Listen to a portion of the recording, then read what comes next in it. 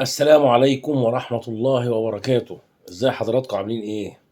ألف ألف ألف مبروك لصن داونز أو لأي فريق كان هيبقى مكانه. ألف مبروك. ألف مبروك إن الطغيان والظلم ربنا جابهم الأرض أسفل السافلين. ألف مبروك لجماهير نادي الزمالك اللي بيتحط عليها كل يوم من مجلس إدارة الزمالك الأول ومن أبناء الزمالك الأول ومن جمهور الأهلي ومن مجلس إدارة الأهلي. ألف مبروك ان حتى الظلم النهارده اللي كان هيتظلم الفرقه دي ربنا ردهوله. فرقه تعبانه طبعا، مش هو ده صن داونز بتاع الخمسات. فاكرين الخمسات ولا مش فاكرينها؟ ليه 2 بينالتي منهم الاخيره دي اللي هي الثانيه دي اللي هو الواد داس على رجله، اللي هو ياسر ابراهيم ده لما داس على رجله كان هو خد الكره قبليه، وصل الكره قبليه وعدى بيها وداس على رجله وقعه، والحكم الفار ومش الفار ما حسبهاش. الله اعلم الحكم ده متظبط منين، بس هما اتنين اللي بيظبطوا. ما احنا عرفنا الخزائن اتفتحت منين. طال عمره ادي واحد، والتاني عندنا هنا في مصر قال لك انا فاتح خزاين للاهلي. طب اهو فضلت تفتح له خزانك لغايه ما التوته اتفتحت خالص، بقت بربخ. انا قاصد اكلمكم وانا قاعد وفارد ظهري مبسوط قوي، حتى مش عايز ابقى قاعد مشدود. ومحدش يقول لي هو اقصى حلمكم ان انتوا تفرحوا فينا. لا يا حبيبي، احنا مش فرحانين فيكم، احنا فرحانين بانتصار ربنا. العدل بتاع ربنا فين؟ عدل ربنا فين؟ ما هو لما لعيب زي ياسر ابراهيم النهارده ده يحلف للحكم ان هو ما مش بينالتي، يشاء العليم القدير في نفس الماتش في الدقيقه الاخيره ان الكره تخبط في كعب رجله وتخش. انا ما شفتهاش دي، يعني دي أنا ما شفتش ان في كره تخبط في كعب المدافع وتخش من ورا. تخبط في رجله وتخبط في فخده وتخبط في قصبة رجله وتيجي في راسه وتيجي في صدره، انما تخبط في كعب رجله من ورا وتخش. يعني الملايكه اللي مدخله الجون ده عشان ايه بقى؟ عشان حكم لا مؤاخذه حاسب 7 دقايق وبعديها 3. طب ماشي 7 دقايق ماشي عشان الفار ومش الفار. طب وال3 دقايق اللي بعديها تحسب 3 دقايق؟ 3 دقايق يبقى انت على طول متقبض خلاص. عدل ربنا ان اللي حلف بالله كده هو اللي يجيب جون في نفسه. عدل ربنا ان اللي السنه اللي فاتت دخل البطوله وخدها كان هو تالت الدوري، خلوه تاني الدوري. الناس المعرضه عشان ياخدها. عدل ربنا ان اللعيبه اللي بيسرقها من الانديه ويفرغ الانديه الزمالك، ولما يفوض لاعب يروح يبوظها له يا اما ياخده منه، وغيره وغيره وغيره وغيره وغيره قبل الاسماعيلي، بس مش قادر على بيراميدز هو دلوقتي. عدل ربنا اهو. اغراء اللاعبين بفلوس وفلوس شمال، غسيل اموال كلها عشان يجيبوا اللعيبه تسيب انديتهم ومنهم زيزو. اديكوا شربتوا زيزو، وعايز تغيظه هات له زيزو بقى والحاجات دي. وواحد صاحبي مفرجني بيغيظني، يعني قال يعني واحد من جمهور الاهلي لابس هلمة زيزو. يعني كمان بيسيحوا لنا وبيسيحوا لنفسهم، ومش هاممهم ان احنا نشتكي. يعني مش هاممهم من واحد زي كده مثلا يجمع فيديوهات دي ويكتب بلاغ لاتحاد الكوره، يروح اتحاد الكوره يقول لهم انا معايا ما يدل ان الاهلي هو تتعاقد مع زيزو. لان مجلس الاداره المنبطح مش قادر يعملها. مش قادر يعملها ليه بقى؟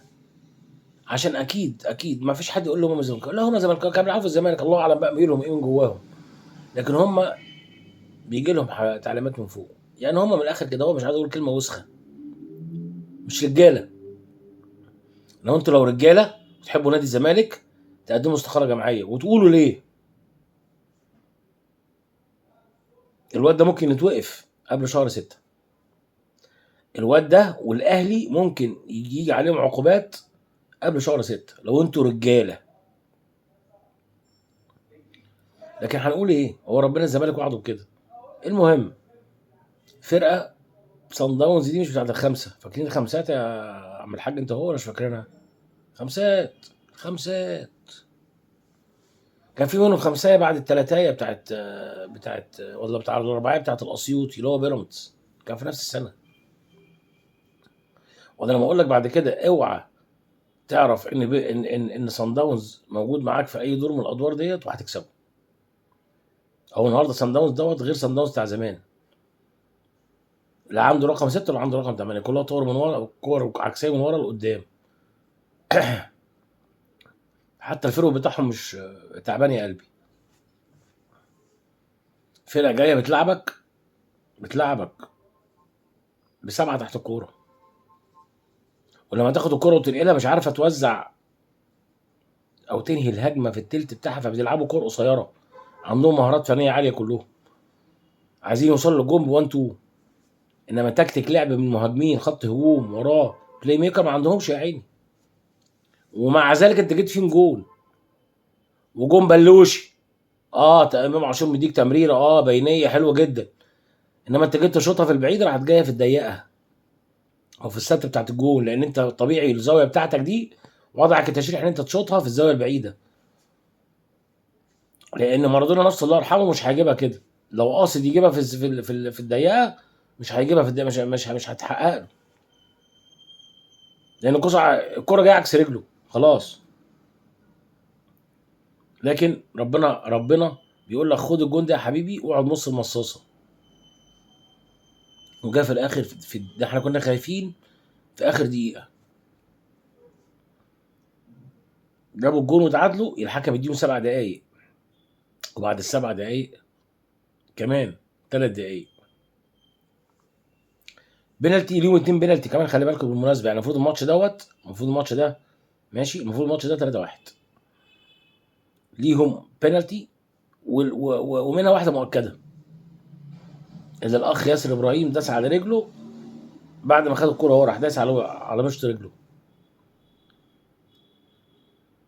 والحكم ياسر ابراهيم بيحلف له وجاي كادر في الصوره وهو بيرفع ايده لفوق انها مش بنالتي.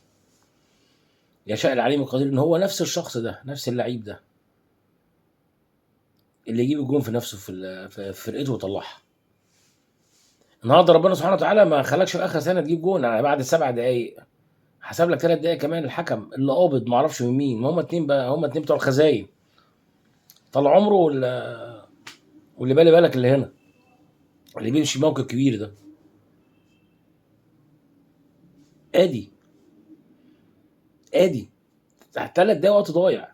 قلنا خلاص ده في الدقيقه، في السنه والله العظيم 3 في السنه الاخيره كنت خايف اللي هم يجيبوا جول، لان هم بتوع كده، لا بتوع كوره ولا بتوع فن ولا بتوع اي حاجه خالص هم كده. ربك ما يرضاش بالظلم، ربك ما يرضاش بالظلم. مبروك. وتاني انتوا اللي خليتونا نبقى ما بنكرهكم كده، ما بنحبكوش، بنتمنى اي حد يفوز عليكم.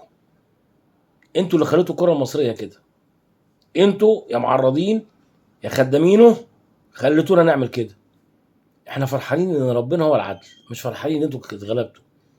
لو الدنيا ماشيه سجال والاهلي ده فرقه في حالها بتكسب فير بلاي، احنا كان زماننا النهارده بنشجعكم لان انت فريق مصري. انما انتوا خليتونا نشوفكم في عنا ازبل من الزباله. مش عايز اقول كلام اكتر من كده. اضحك تاني بقى، مبسوط وفرحان وسعيد ومنجعص. السلام عليكم ورحمه الله وبركاته.